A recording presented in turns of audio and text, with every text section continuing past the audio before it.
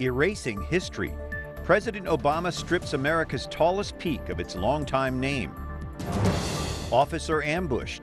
A suspect appears in court after a suburban Houston police officer is shot 15 times. Catholic political leaders meet. Congressman Jeff Fortenberry attended the Rome gathering and he joins us. Holocaust survivor, sharing her story of survival and hope with the world. Those stories and more on EWTN News Nightly for Monday, August 31st, 2015.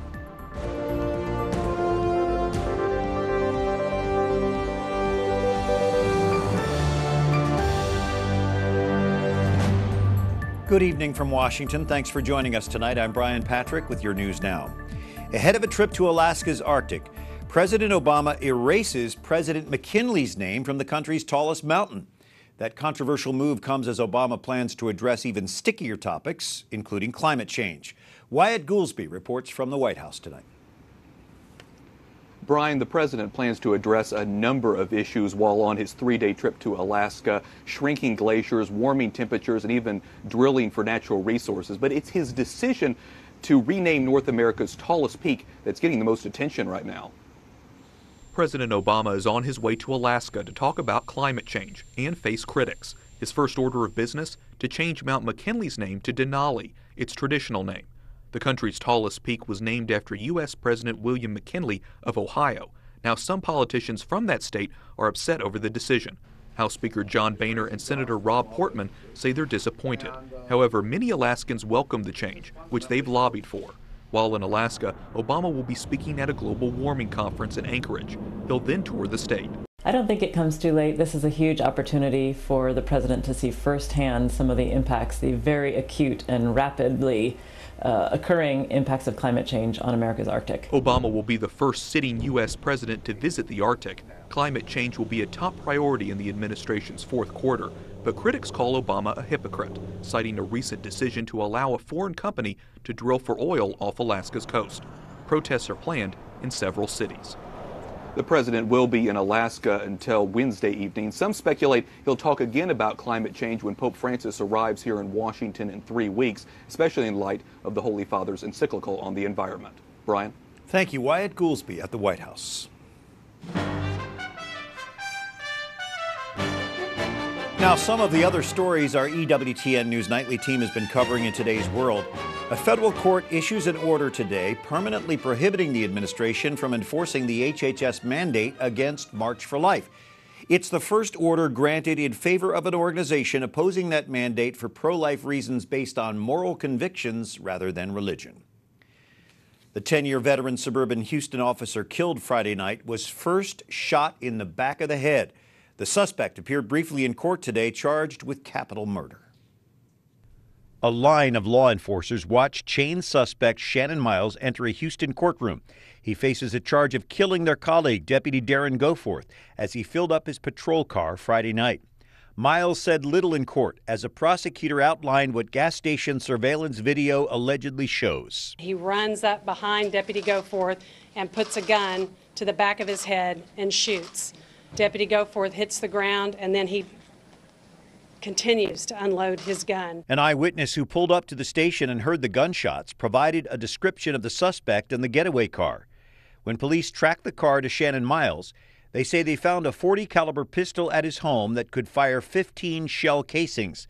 That's the same number of casings found at the crime scene. 15 shell casings, you can do the math. He unloaded the entire pistol into Deputy Goforth. No one has outlined a clear motive yet.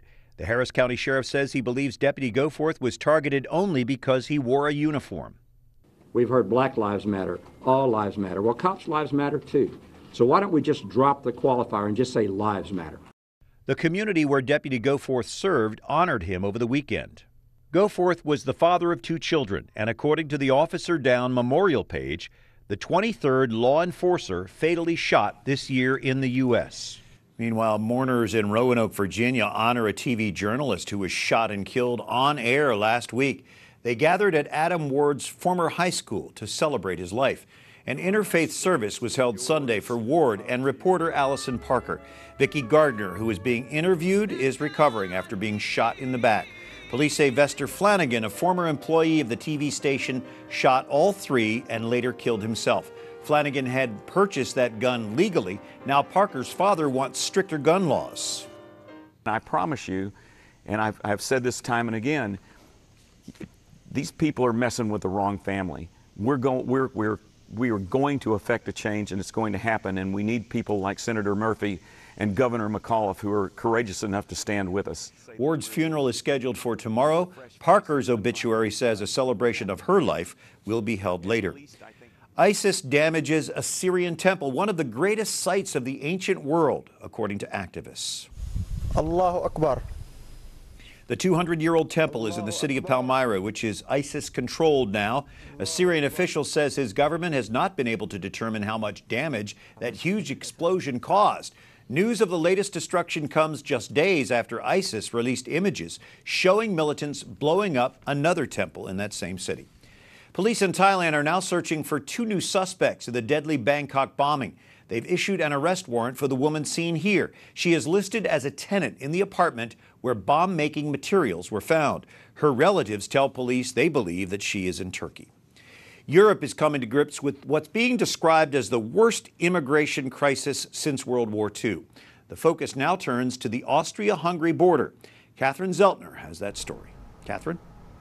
Brian, Austria is stepping up vehicle inspection at the Hungarian border today.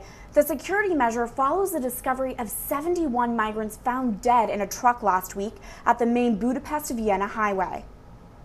Germany, Germany, Germany. Chanting and clapping, hundreds of migrants stranded in the Budapest train station beg to get to Germany. Today, Hungary grants migrants from war-savaged Syria and Iraq permission to board trains to Germany if they can prove their country of origin. Just last week, 71 migrants died from apparent suffocation in a truck on the main Budapest-Vienna highway. Some refugees are now changing their plans to seek safety. When we heard about the people who die here with the smugglers, put them in a car, and they was afraid from mafia or some gangsters. And after that, we choose different way. We will not go by the smuggler. We're gonna go by ourselves. From train terminals to St. Peter's Square, the migrants' lives are remembered. Pope Francis asking for prayers during Sunday's Angelus for the migrants that died, calling on the faithful to stop these crimes. The Hungarian court is doing its part, arresting 5 men suspected of being involved in the 71 migrants' deaths. And construction crews continue to build a fence on the Hungary-Serbia border. But more work is needed. Today, the EU held a special meeting to hammer out a plan for the flow of migrants. German Chancellor Angela Merkel says the EU will betray its values if it doesn't get a grip on the crisis. To give you an idea as to how many migrants are in Hungary, about 150,000 have been detained in the nation so far this year. That's more than triple the figure recorded in Hungary in all of 2014. Brian. Thank you, Catherine Zeltner. And the persecution of Christians in the Middle East was one topic Catholic political leaders discussed at a weekend meeting in Rome. Alan Holdren spoke with Nebraska Congressman Jeff Fortenberry, who was there. You've been meeting with a group of Catholic politicians from around the world. What have you been talking about these days? It's a gathering of the International Catholic Legislative Network. It's parliamentarians and public officials from all over the world, a very diverse event. We've gathered for study and prayer and fellowship, but also to focus on the most pressing issues affecting humanity. And can you speak about what exactly you were talking about? What were the major issues this year? Well, the persecution of Christians in the Middle East and other religious minorities is on everyone's mind. It's a grave problem. We had one of the patriarchs from the Syrian Catholic Rite with us this year to continue to press upon us the grave nature of what is happening. Everyone there is committed to trying to do something in their respective parliaments as to continue to press the issue, raise the consciousness for the world as to this genocide that's happening to Christians and others in the Middle East. Can you give us an idea of who is taking part in these meetings? You were the only American there, or are there others? No, there was an American delegation there, 5 members of Congress, another public official as well, representatives from Africa, across Europe, Australia, most continents across the world are represented. It's a very diverse group, very committed group. I'm impressed by the level of courage shown by many parliamentarians in situations that are much worse than ours in America. One of the other key issues, though, that we focused on was the assaults on the dignity of human life, on the unborn child, on family life, on the attempt to redefine marriage. And these were all topics of robust consideration as to how you continue to uphold the ideals that create stability and opportunity and really joyous and happy societies. And we've moved so far away from that across the world that that's really what the focus of this is. So those issues that have come up in the United States as hot button issues are also on people's minds worldwide?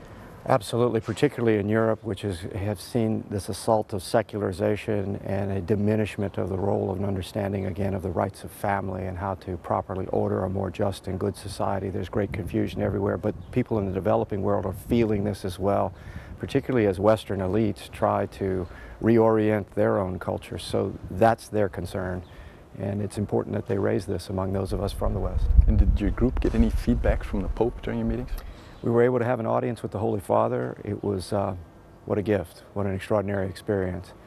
We actually presented to the Holy Father 3 concrete plans of action regarding the genocide of the Christians in the Middle East, hopefully having a new type of pro-life family initiative embedded in Africa, and then of course the problem of migration, which is particularly severe in Europe these days, was also presented to him. The Holy Father seemed genuinely touched by the perspective we offered, spoke impromptu afterward about a throwaway culture where the unborn child is not wanted, where the migrant is not wanted. He also told us to be strong. That was as best I interpreted it in my limited ability to understand him, but I believe that's what he said. Well, thank you so much, Congressman. Thank you. Good to be with you. Alan Holdren with Congressman Fortenberry from Rome. Well, a new Little League world champion is crowned. Tokyo's international team beat Lewisburg, Pennsylvania, 18-11. Tokyo pounded out 22 hits, overcoming an 8-run first-inning deficit. That international team has won 5 of the last 6 Little League titles and 10 overall. Coming up, a woman who survived the Holocaust makes sure it won't be forgotten.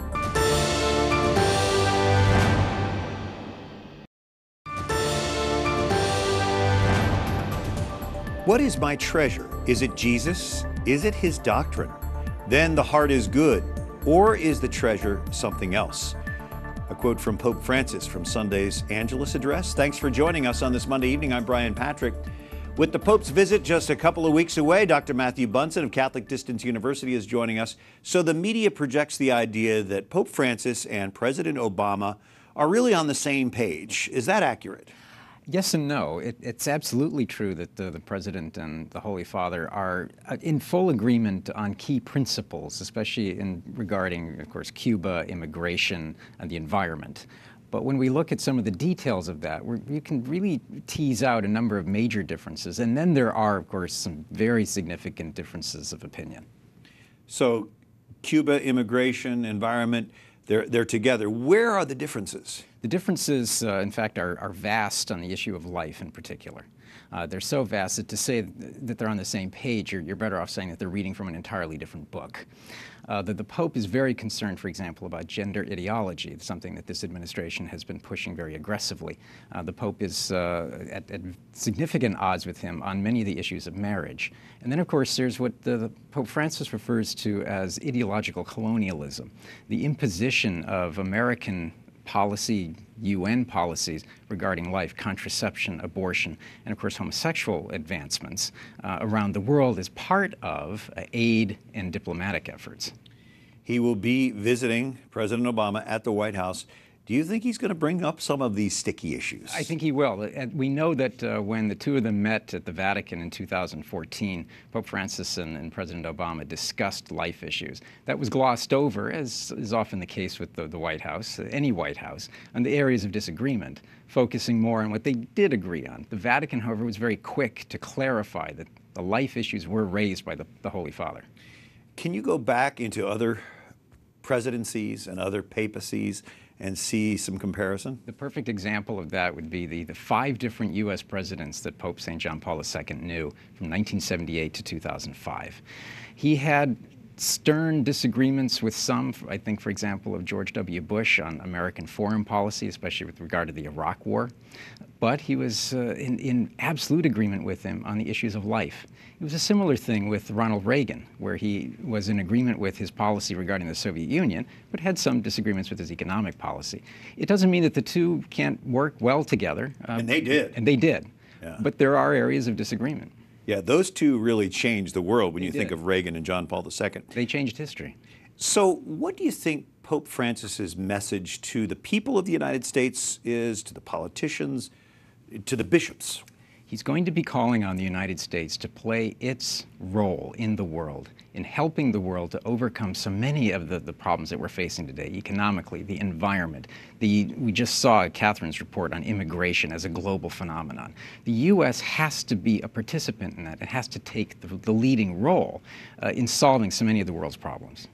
So he's going to issue some challenges while he's here. He's going to challenge, he's going to encourage, and I suspect he's going to infuriate quite a few people when he's here. That'd be typically Francis, wouldn't it? It would. Dr. Matthew Bunsen, Catholic Distance University. Thanks so much for joining us again. Pleasure as always. Thanks, Matthew. Well, World War II officially ended 70 years ago this Wednesday with the signing of Japan's surrender.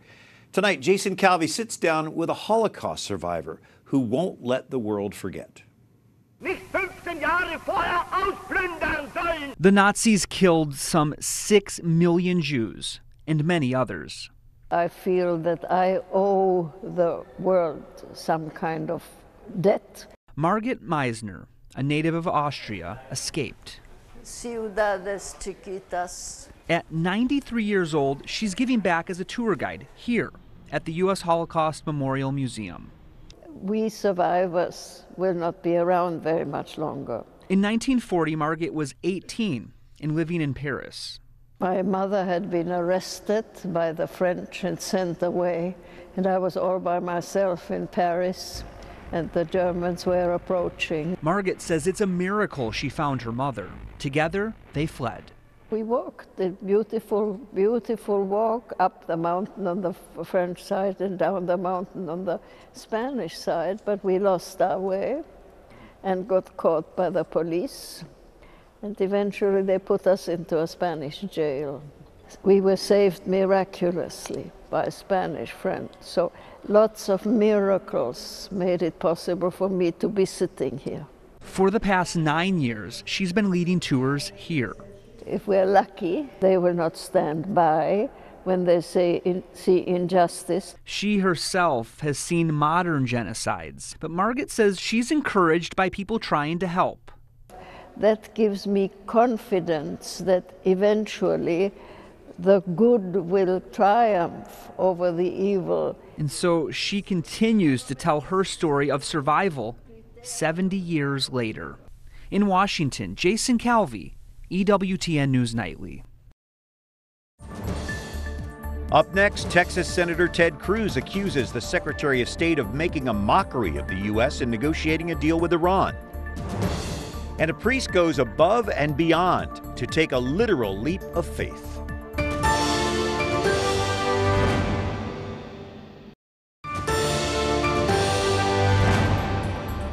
Union with God means praying continually. Some Monday motivation from EWTN foundress Mother Angelica. Thanks for joining us on this 31st of August. I'm Brian Patrick.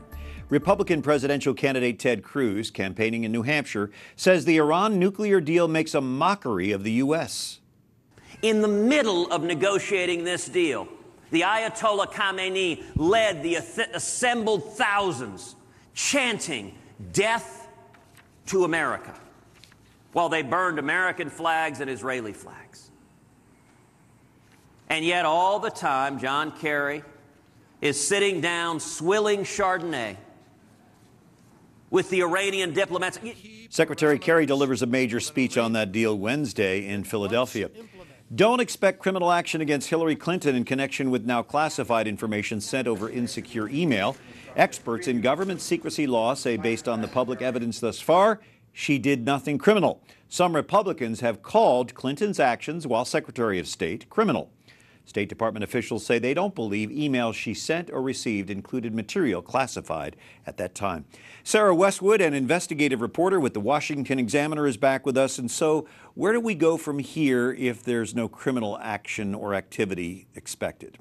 Well, the focus is starting to turn to some of her top aides while she was at the State Department and how they perhaps shielded her from the fact that the information was classified by stripping the markings off of it. We'll get a better glimpse into that tonight when the State Department releases 7,000 new pages of Hillary Clinton's emails.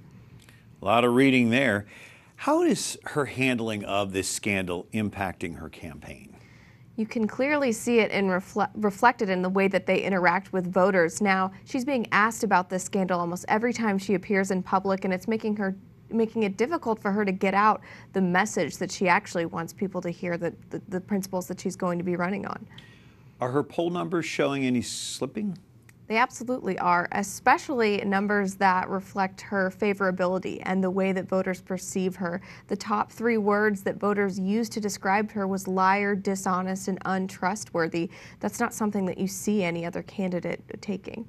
She launched a pretty vicious attack last week, calling the views of Republicans on women, comparing them to the views of terrorists on the same subject. That seems like a calculated move, right? Because she knew that saying such an inflammatory thing would instantly land in the headlines. And therefore, it was one of the first headlines we saw in months that didn't have to do with her private emails. And it brought the focus back to the fact that she's aggressively pro-choice. That's something that she wants to highlight with the Democratic base. Of course, the headlines now are all about this conjecture about a Biden candidacy. How realistic is that? Well, there are several Democratic elites and donors who would like to see Joe Biden get in, but again, it's pretty late in the primary. Hillary Clinton's already done a lot of organizing in Iowa, New Hampshire, and these early primary states, so it'll be difficult for him to catch up to the lead Hillary Clinton's already built. Well, we've heard at least some hints from Josh Earnest at the White House and others about how great the president thinks Biden is. Would President Obama be likely to endorse Biden, you think, if he does run? It absolutely seems that way. Josh Earnest suggested as much during a recent press conference, but it would certainly tear President Obama in 2 different directions because Hillary Clinton was his Secretary of State. He's expressed a lot of admiration for Hillary Clinton publicly, but at the same time, obviously he has a close personal relationship with Joe Biden. When do you think that issue will be resolved, whether or not he's actually going to run? He has to say whether or not he will run before the October 13th debate. It's the first time the Democratic candidates will meet on stage. So if he hasn't made a decision by then, basically the primary will do it for him. Sarah Westwood from the Washington Examiner. Thanks so much for your insight, Sarah. Thank you. Well, in the spirit of welcoming Pope Francis to Washington, a D.C. priest pledges to go 10,000 feet above his comfort zone to take a true leap of faith. Mark Irons decided to find out firsthand if he really did it.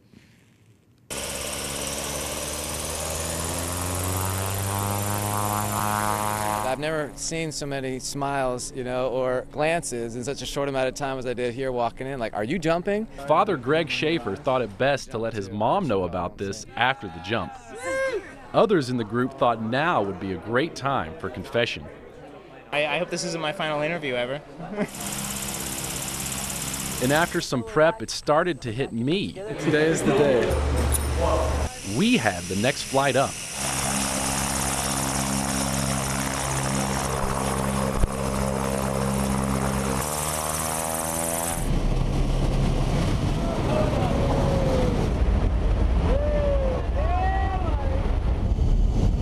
The first jump, followed by Father.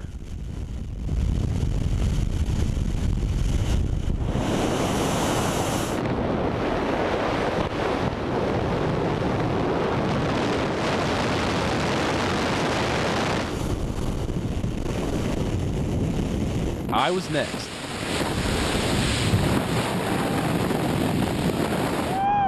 A sky-high pledge to walk with Pope Francis and live by faith. Trust and not to be afraid so you can enjoy life. And that's what I think faith helps us do. Oh, yeah! Safe on the ground, Mark Irons. Still in shock. EWTN News Nightly. He'll do anything for a story. Until tomorrow, for the EWTN News Nightly team, I'm Brian Patrick. Good night. God bless you.